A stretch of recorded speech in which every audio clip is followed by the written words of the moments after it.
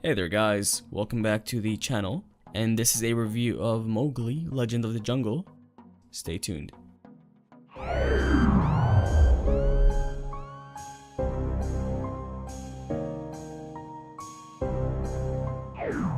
Alright, you know how it is. We gotta start with the good. Now we have to get technical with this film. The CGI is untouchable. There is nothing bad you can say about it. Yeah, there's a few shots where you can tell, okay, that looks like it was generated from a computer here and there. But for the most part, I've got nothing bad to say about it. It looks real. Talking about the way it was rendered, it looks lifelike. The one problem I had with it, I'll get to it later in the negative side of this review, was the character designs, and I'll get to that later. But for the most part, this film had outstanding CGI. There is nothing bad I can say about it. It was terrific. The next thing that I was really impressed by was the story. Not necessarily the script, but the story. Coming from Jungle Book, which was released in 2016, I was very nervous for this movie. Jungle Book's a great film, and I just thought that this movie would kind of replicate Jungle Book's story. But this movie had a different story to tell, and it told the story. How it told the story with the script though, I'll get to in my negative side of the review. But the fact that they did not follow or kind of copy what the original Jungle Book did from 2016 impressed me. They did a good job with the story. And finally, the last thing that impressed me genuinely was the third act.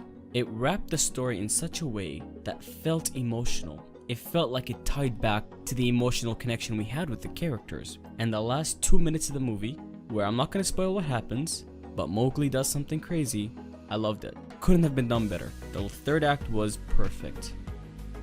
Now of course we do have to look at the negatives. Now while the CGI was absolutely perfect and had no flaws, the character design is really bad. It's not terrible, but it's really bad. The problem with the character design that I had the most was the Baloo character. The way they drew this character, the way they visualized this character was so bad that there was no... Usually the character design adds to the character. For example, Baloo had a few marks and a few scratches on his face. Clearly, he's been in a few battles and he's got a few scratches. But they never addressed that.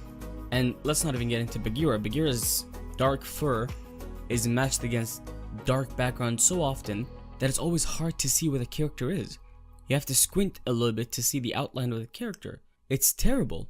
They should have had more light in the film, especially when they're around this or better yet, just change the character design. The CGI was so good that the character design barely affected the CGI, but it did in some points. So the character design should have been different.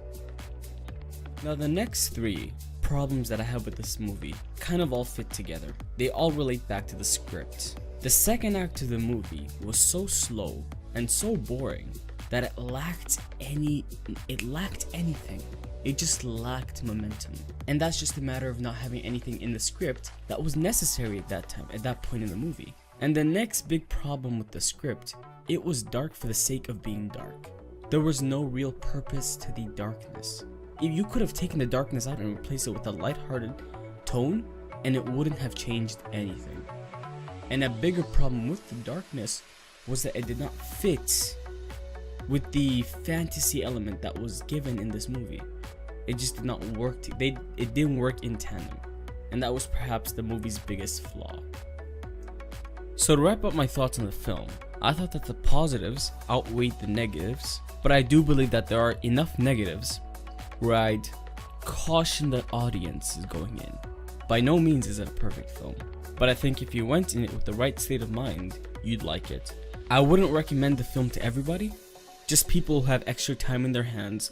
Maybe you're gaming, maybe you're just relaxing, you need to throw something in the background. It's a background kind of film.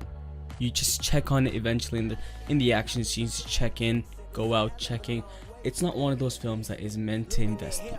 Those are just my thoughts. I bought my first pair of Jordans at 22. Same year I bought a crib too.